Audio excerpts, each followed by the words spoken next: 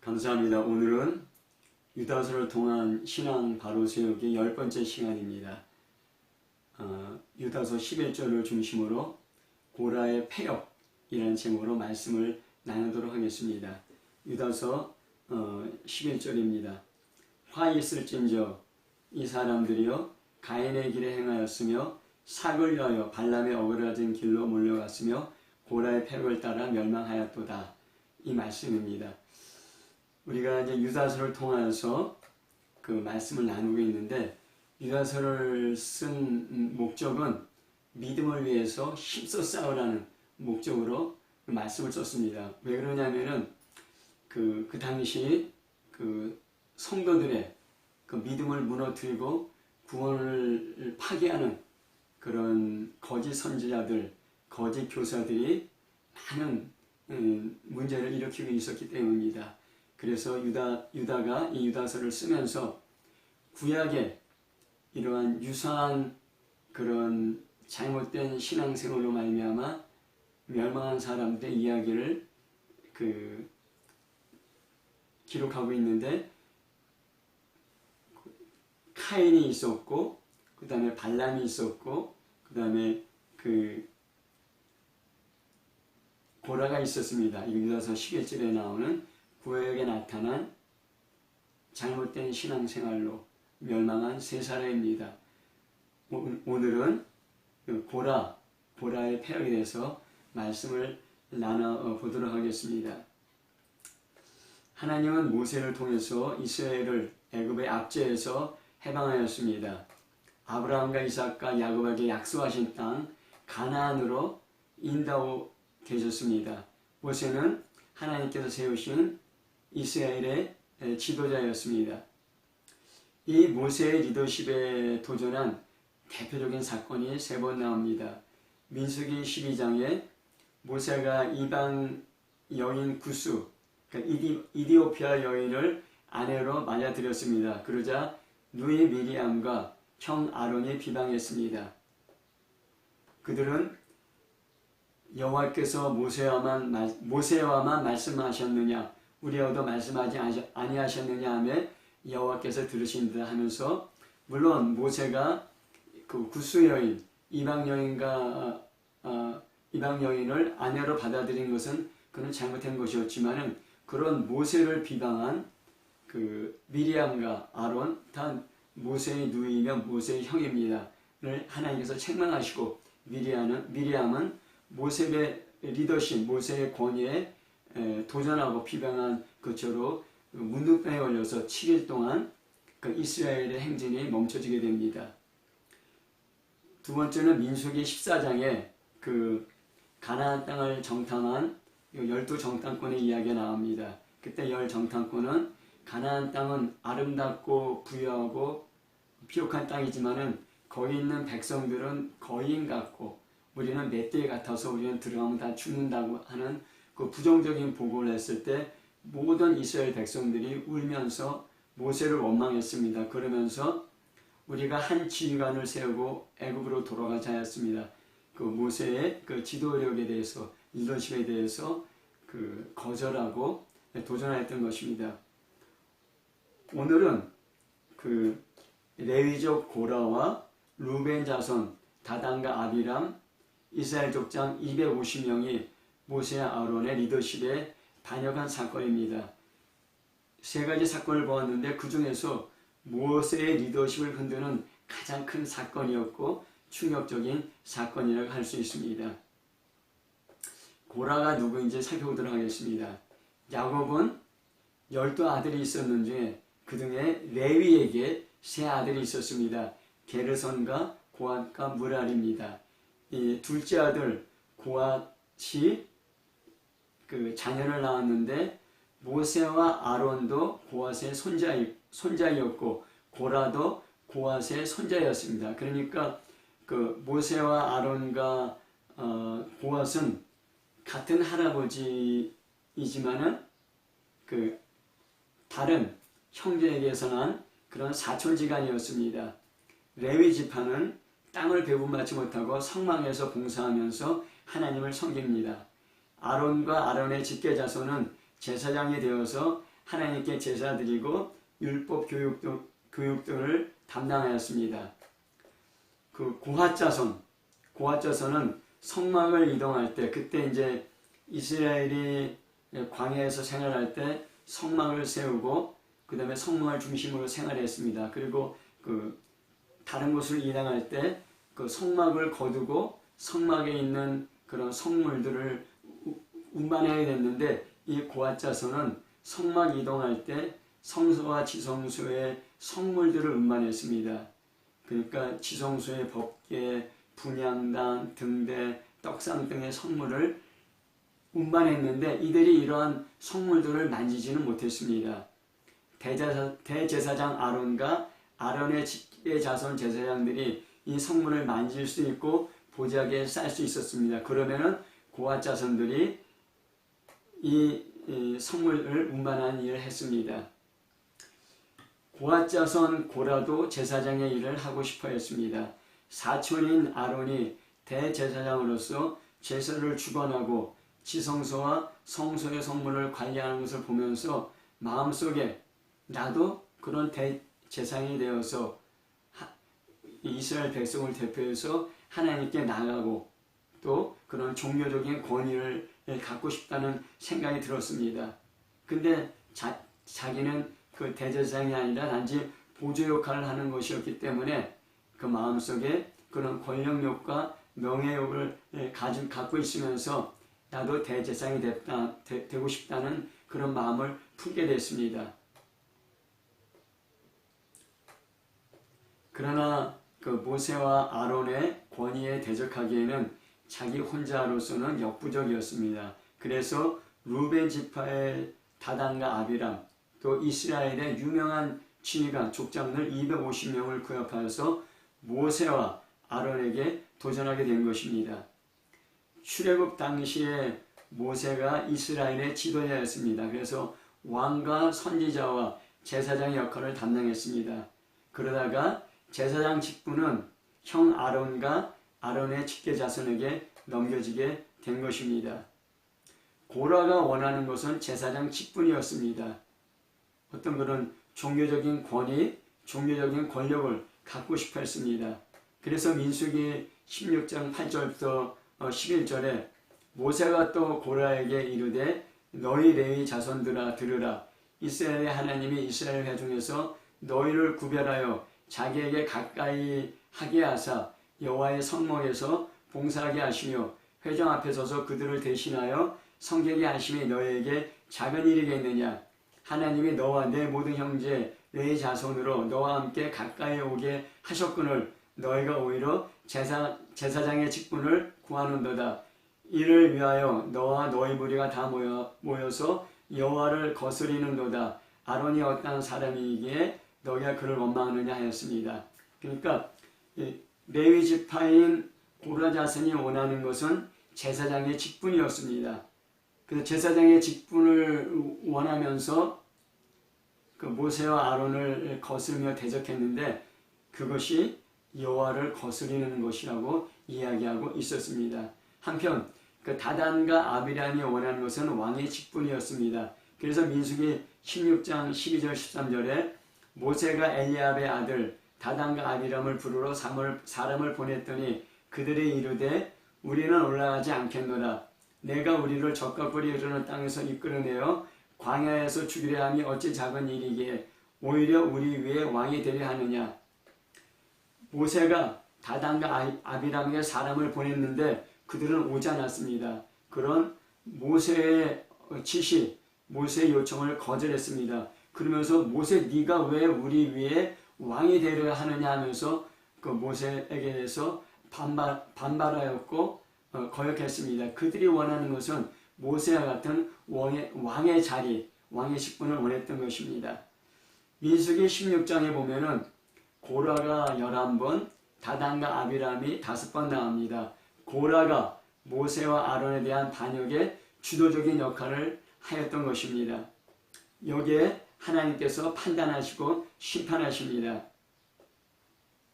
모세는 이들의 불평을 듣고 하나님께 엎드립니다. 그들과 맞서 싸우는 것이 아니라 하나님께 엎드렸습니다.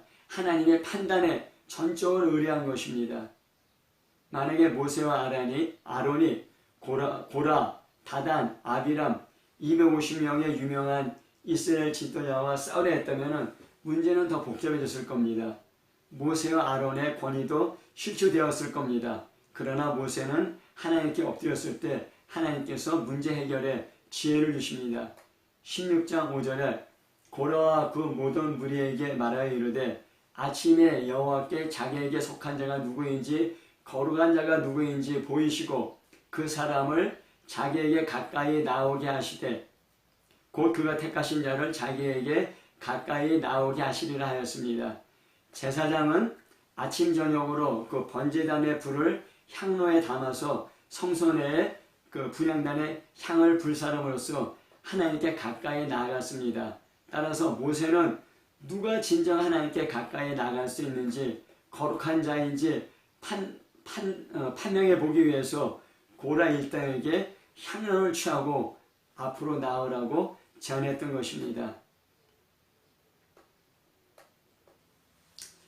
이수의 16장 16절부터 18절에 보면은 이에 모세가 고라에게 이르되 너와 너의 온 무리는 아론과 함께 내일 여호와 앞으로 나오되 너희는 제각기 향로를 들고 그 위에 향을 얹고 각 사람이 그 향로를 여호와 앞으로 가져오라. 향로는 모두 250개니라.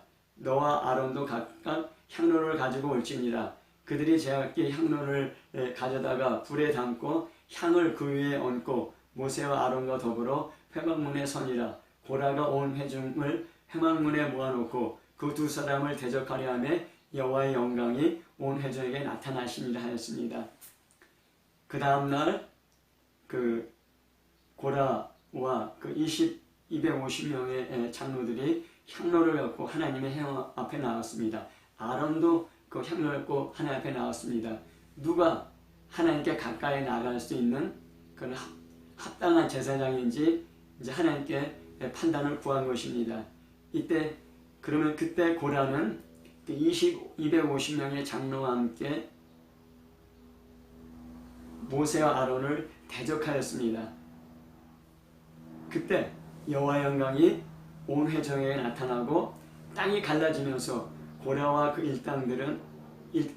일당들과 집과 재물을 삼켰습니다.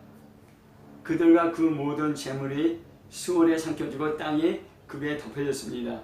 또 불이 나와서 분향하는 250명을 불살랐습니다. 고라와 다단 아비람의 반역에 하나님이 심판하신 것입니다.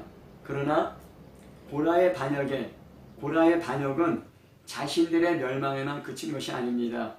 이스라엘 온 회중에 영향을 미쳤습니다. 민수기 16장 41절에 보면은 이튿날 이스라엘 자손의 온 회중이 모세와 아론을 원망하며 이르되 너희가 여호와의 백성을 죽였도다 하고 모세와 아론을 칠 때에 회목을 바라본즉 구름이 해막을 덮었고 여호와의 영광이 나타났더라 하였습니다. 그럴듯한 명분을 가진 선전선동은 많은 백성에게 영향력을 미쳤습니다. 더구나 그 선전선동하는 사람들이 비참하게 죽었습니다. 백성들은 감정적인 충격을 받았습니다. 하나님께서는 하나님 경외하고 하나님께서 권위를 위임하신 모세와 아론을 따르기를 원하였습니다. 그러나 오히려 백성들은 모세와 아론이 여호와의 백성을 죽였다고 원망하였습니다. 우리 한국의 현대사에도 이런 비슷한 사건이 일어났습니다. 그 온 백성들이 고라와 다단과 아비람과 250명의 그 족장들과 가족들이 한꺼번에 죽는 것을 보고 하나님을 두려워하기는커녕 모세와 아론 너 때문에 우리 백성이 죽었다 하면서 모세와 아론을 대적하며 원망하며 나왔던 것입니다. 그 고라와 250명 장로들의 그 악한 영향력은 온 백성에게 미치게 되고 또 그들의 죽음은 온 백성에게 감정적인 그런 충격을 주었던 것입니다. 이때 회막에 여호와의 영광이 나타나고 연병이 돌기 시작했습니다. 하나님이 그 백성들을 또 심판하신 것입니다. 아론이 향을 들고 죽은 자와 산 자 사이에서 중보를 하였습니다. 그때 연병이 그치었습니다. 죽은 자와 산 자 사이에 하나님께 중보하는 것, 이것이 바로 제사장의 역할인데, 이 아론의 이러한 행동을 통하여서 제사장의 역할이 무엇인지 우리가 더 잘 알 수 있게 되었습니다. 하나님의 심판에 멸망당한 고라의 폐역, 여기에서 우리가 세 가지를 살펴봐야 됩니다. 첫 번째는 종교 권력과 정치 권력의 야합입니다. 고라는 레위인입니다. 지성소와 성소의 성물을 운반하는 고라는 아론의 대제사장직을 탐냈습니다. 종교적인 권력욕, 종교적인 명예욕입니다. 루벤 지파 족장인 다단과 아비람은 모세의 왕의 역할을 거부하고 오히려 왕이 되기를 원했습니다. 정치적 권력욕, 정치적인 명예욕입니다. 종교적인 권력욕과 정치적인 권력욕의 야합입니다. 탐욕은 탐욕을 부르고 거룩은 거룩을 부릅니다. 성경과 우리 인간들의 역사를 보면 이런 종교 권력과 정치 권력의 야합이 많이 나오고 있습니다. 북이스라엘의 아하만과 왕비 이세벨은 바알 제사장과 아세라 제사장과 연합하여서 하나님의 선지자 엘리야를 죽이려 했습니다. 타락한 정치 권력과 종교 권력의 결탁입니다. 예수님을 누가 죽였습니까? 유대 종교 지도자인 대제사장, 장로, 서기관들의 사내들인 공의가 결의했고 로마 총독 빌라도를 통해서 죽였습니다. 로마 총독 빌라도 정치적인 권력을 갖고 있습니다. 당시 이스라엘의 대제사장, 사두개인, 장로, 사내들인 공회원들은 종교적인 권력을 갖고 있었습니다. 타락한 종교 권력과 타락한 정치 권력의 결탁입니다. 독일의 히틀러와 나치의 독일 국교회인 루터교가 협력하고 축복하였습니다. 일제시대 조선총독부는 신사 참배를 강요했습니다. 그리고 교회의 신사 참배를 강요하고 교회의 많은 지도자들과 교인들이 신사 참배하는 것에 협력하였습니다. 그들은 오히려 신사 참배를 거절한 그리고 순교한 주기철 목사와 그 가족들을 핍박했습니다. 계시록은 인간 역사의 마지막을 말하고 있습니다. 계시록 13장에 바다에서 나는 한 짐승이 있고 또 땅에서는 또 다른 짐승이 있습니다. 바다에서 나온 짐승은 적그리스도를 말하고 땅에서 나온 또 다른 짐승은 거짓 선지자를 말합니다. 정치 권력과 종교 권력입니다. 이 거짓 선지자가 기적을 행하며 바다에서 나온 짐승에게 경배하게 합니다. 정치 권력 가진 적그리스도와 종교 권력 가진 거짓 선지자의 결탁입니다. 또 계시록 17장에 보면은 붉은 짐승을 탄 음녀가 나옵니다. 여기 붉은 짐승은 예수님이 성육신하듯이 마귀가 성육신된 적그리스도를 말합니다. 정치 권력을 갖고 있습니다.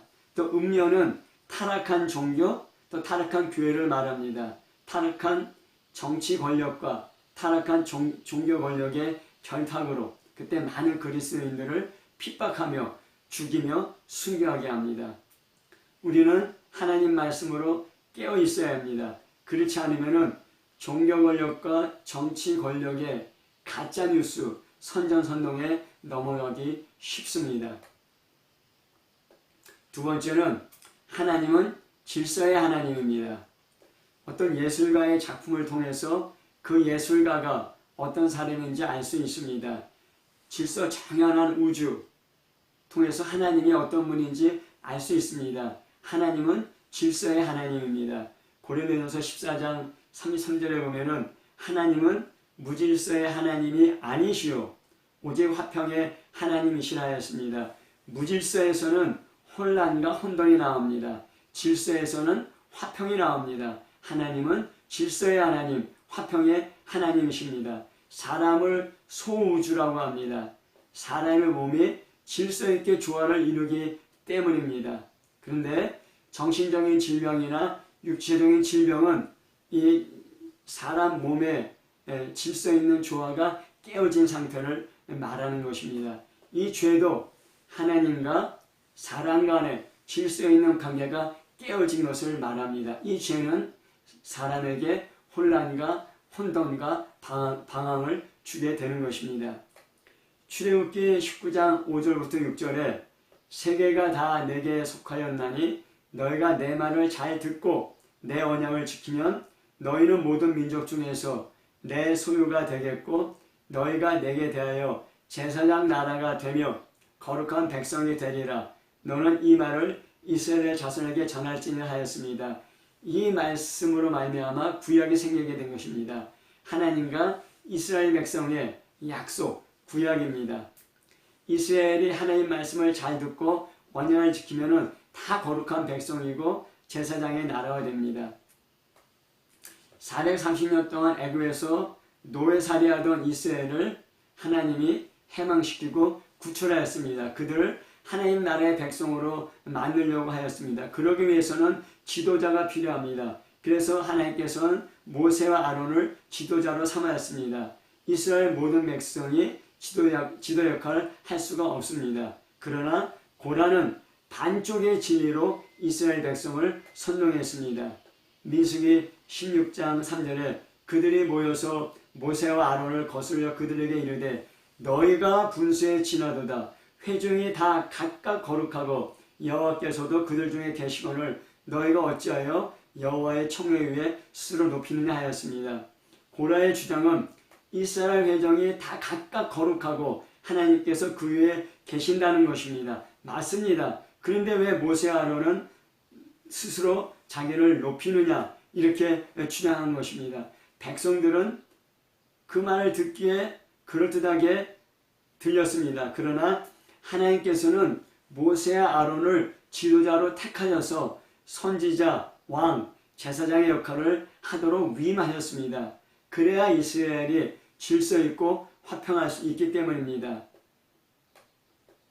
그러나 고라는 하나님께서 위임하신 아론의 대제사장 권위를 무시했습니다. 너만 하나님께 제사 드릴 수 있고 너만 지성소에 들어갈 수 있냐? 아니다. 나도 할 수 있다. 자신이 대제사장 역할을 하려고 하였습니다. 이는 아론에게 대제사장의 권위를 위임하신 하나님을 거역한 것입니다. 고라의 반역에는 다 거룩한 하나님의 백성이고 하나님께서 모든 백성에 다 임하여 계신다. 그래서 모든 백성은 다 평등하다고 그런 명문을 내세웠지만은 사실은 종교적인 권위, 대제사장 측에 대한 욕심이 있었던 것입니다. 개인적인 욕심을 평등이라는 명분으로 치장했을 뿐입니다. 여기에 정치적 권력에 욕심 가진 다단과 아비람 250명의 유명한 지휘관들이 함께한 것입니다. 출애굽한 이스라엘이 광야 생활할 때 이를 광야 교회라고 하였습니다. 교회는 그리스도의 몸입니다. 몸에는 눈도 있고 귀도 있고 입도 있습니다. 눈이 귀보다 중요하지 않습니다. 눈이 손가락보다 중요하지 않습니다. 다 똑같은 몸의 지체이고 다 중요합니다. 다 귀합니다. 단지 역할이 다를 뿐입니다. 그리스도인들이 교회에서 어떤 역할을 맡든지 다 귀중합니다. 그러나 교회에서 다 지도자 역할을 할 수 없습니다. 하나님께서 지도자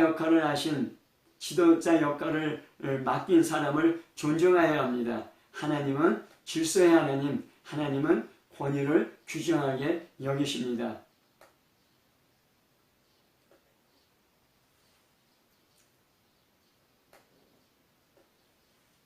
그리고 하나님은 모세에게 거역한 고레의 아들들은 죽이지 않았습니다. 그러나 다단과 아비람의 자녀들은 죽었습니다. 우리가 이 고라의 아들들을 통해서 하나님이 우리에게 주시는 메시지를 또한 들을 수 있습니다. 민수기 26장 11절 보면은 고라의 아들들은 죽지 아니하였더라 하였습니다. 고라의 아들들은 심판받지 않았습니다. 그 아들들은 성전 문지기, 성전의 요리사, 다윗과 함께한 군인, 성전에서 노래하는 성가대로 쓰임 받았습니다.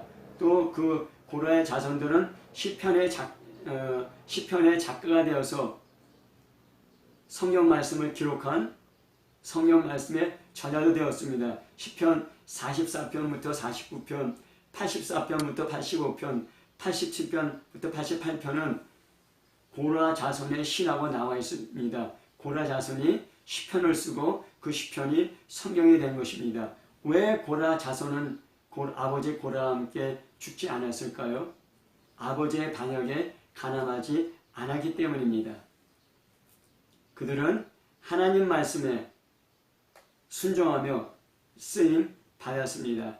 그러나 다단과 아비람의 자손들은 유아까지 죽었습니다. 민수기 16장 25절부터 27절을 보면은 모세가 일어나 다단과 아비람에게로 가니 이스라엘 장로들이 따랐더라. 모세가 회중에게 말하여 이르되 이 악인들의 장막에서 떠나고 그들의 물건은 아무것도 만지지 말라.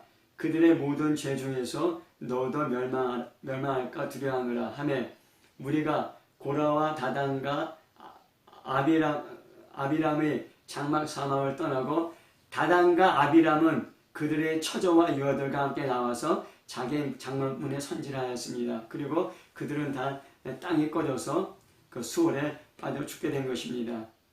우리가 그 부모의 죄, 그 죄로 말미암은 저주가 자녀들에게 흘러가는가에 대해서 많은 논쟁이 있었습니다. 조상이 지은 죄의 저주는 자손들에게 흘러가지 않는다고 주장하는 사람도 있고, 조상이 지은 죄에 대해서 그 저주는 자손들에게 흘러간다는 그런 주장도 있습니다. 그런데 그 두 주장 다 성경 말씀에 나와 있습니다. 오늘 좋은 사례가 바로 고라의 자손들은 죽지 않았고 시편을 쓰는 시편의 기자도 되었습니다. 근데 다단과 아비람의 자손들은 그 아버지가 죽을 때 함께 죽었습니다. 조상이 지은 죄와 죄의 저주, 자손에게 임할 수도 있고 임하지 않을 수도 있습니다. 내가 하나님께 어떠한 태도를 취하는가가 매우 중요합니다. 말씀을 맺겠습니다. 갈라디아서 3장 28절에 너희는 유대인이나 헬라인이나 종이나 자유인이나 남자나 여자나 다 그리스도 예수 안에서 하나라 하였습니다. 모든 사람들은 하나님의 형상으로 창조되었습니다. 그래서 다 평등합니다. 그리스도 안에서 다 하나입니다. 그래서 그리스도교가 들어간 곳마다 사람들의 그 인권이 존중되고 사람들을 존귀에게 여기게 됩니다. 그러나 사람들은 어떤 권위 아래 삽니다. 가정에서는 부모, 학교에서는 선생님, 직장에서는 위의 상관, 나라에서는 대통령에게 권위가 있습니다. 그 권위에 순종해야 질서를 유지하고 화평할 수 있습니다. 그래서 로마서 13장 1절에 각 사람은 위에 있는 권세에 복종하라.